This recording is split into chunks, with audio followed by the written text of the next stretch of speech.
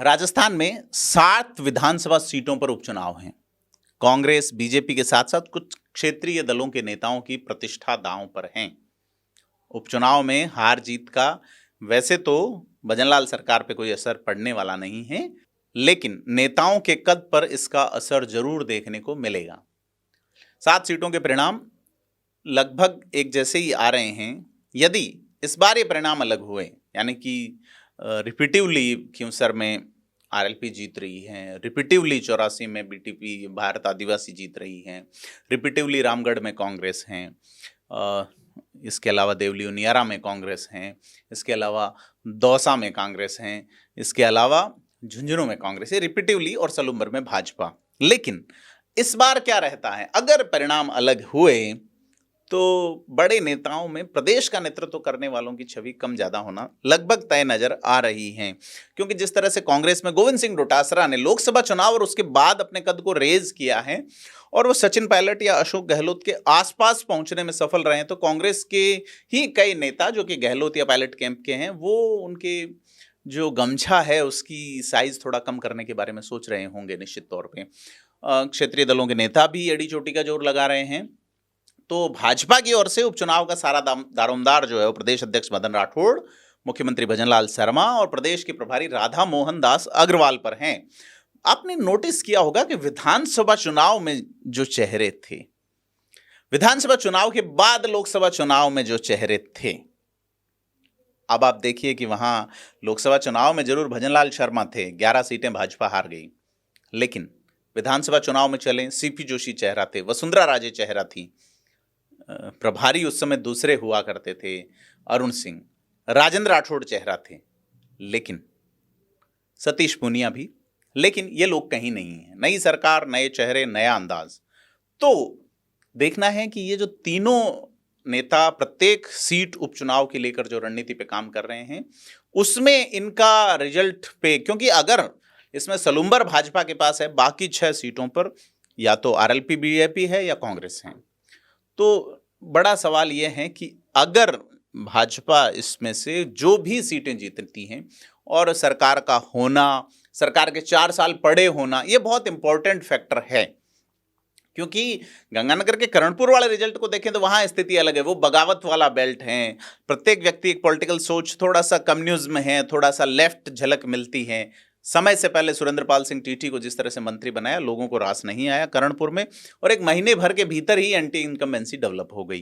खैर, जो कांग्रेस, अगर भाजपा की ओर बात करें तो 3 लोग, भजनलाल शर्मा, मदन राठौड़, राधा मोहन दास अग्रवाल, इनका कद अगले 4 साल तक के अंदाज में चलेगा, यह इन रिजल्ट पे भाजपा में डिपेंड करता है। दूसरी ओर कांग्रेस में गोविंद सिंह डोटासरा बड़ा नाम है, प्रदेश अध्यक्ष हैं, नेता प्रतिपक्ष टीकाराम जूली प्रतिपक्ष नेता बनाए जाने के बाद पहला स्टेट लेजिस्लेटिव बाई इलेक्शन में जा रहे हैं।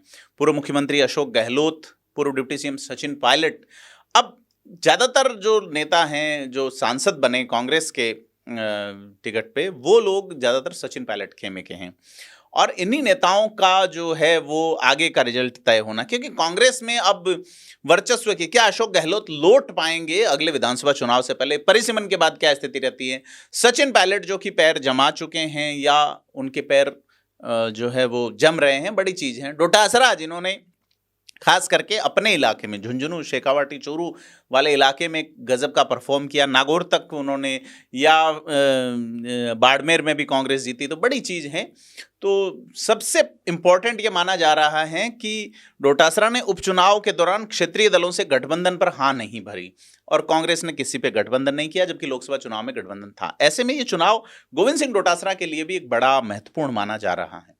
तो और बीजेपी नेताओं में एक और नेता की बात करें तो बड़ी प्रतिष्ठा दांव पे है किरोड़ी लाल मीणा की, क्योंकि जगमोहन मीणा को टिकट दिया गया है दौसा सीट पे, और इधर मुरारी लाल मीणा जो हैं वो चाहेंगे कि यहाँ पे जगमोहन मीणा हारे, ताकि किरोड़ी मीणा का जो पूर्वी राजस्थान में भाजपा के एसटी वोट बैंक पे एक बड़ा प्रभाव है वो कम हो। हालांकि लोकसभा चुनाव में कम नजर आया है निश्चित तौर पे, और उसी से आहत होने की बात कहते हुए किरोड़ी मीणा ने इस्तीफा दिया। लेकिन अगर अपन देखें, एक और नेता की बात करें भाजपा के बड़े नेता, तो नाम भूपेंद्र यादव हैं, जिनसे उनके लोकसभा क्षेत्र में रामगढ़ सीट में विधानसभा सीट है, 2 बार से भाजपा हार रही है। और यहाँ यादव चूंकि पॉलिटिकल मैनेजमेंट के एक बड़े खिलाड़ी हैं, ऐसे में ये उनकी परीक्षा है।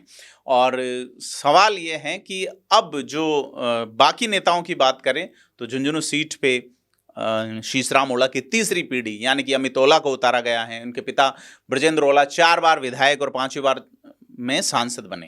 सांसद पहली बार के, लेकिन 5वां चुनाव उनका था। और उनकी प्रतिष्ठा, ब्रजेंद्र ओला क्या झुंझुनू जिले के जाट समाज के बड़े नेता या कोई और नेता उनके आसपास से चीज़ें खोदेगा, ये सारी चीज़ें हैं। देवली उनियारा, सांसद हरीश चंद्र मीणा, सचिन पायलट खेमे के राजस्थान के डीजीपी रह चुके। अब बड़ी चीज़ ये है कि उनका क्या रहेगा। और एक और बड़े नेता की प्रतिष्ठा दांव पे, जिनका नाम हनुमान बेनीवाल है, वो कह चुके कि अवसर गंवाया तो विधानसभा से आरएलपी साफ हो जाएगी। तो आरएलपी पार्टी बनी रहे, बची रहे। स्टेट लेजिस्लेशन में भी, सेंट्रल लेजिस्लेशन में हनुमान बेनीवाल जा चुके हैं। उन्होंने अपनी पत्नी कनिका को प्रत्याशी बनाया है। अगर यह सीट आरएलपी नहीं जीतती है तो विधानसभा से आरएलपी हमेशा इस विधानसभा सत्र में साफ हो जाएगी। और सीधे तौर पे अपने दम पे पॉलिटिक्स करने वाले नेता हनुमान बेनीवाल पे निश्चित तौर पे इसका बड़ा असर पड़ेगा। 84 और सलुम्बर सीटें, दोनों सीट डूंगरपुर बांसवाड़ा के सांसद राजकुमार रोत के लिए इंपॉर्टेंट है। भारत आदिवासी पार्टी जो है वो एक प्रभावी पार्टी की और वागड़ में एक्टिव हो रही है। और एसटी का जो वोट बैंक है, जो विचारधारा वाला, जो भील प्रदेश की मांग का समर्थन करता है, तमाम चीजें राजकुमार रोत उम्मीद देख रहे होंगे दोनों सीटें जीतने की। अब 7 सीटों पे 84 दावेदार बचे हैं, 10 के नामांकन खारिज हुए हैं। और अब देखने ये है कि क्या रहता है।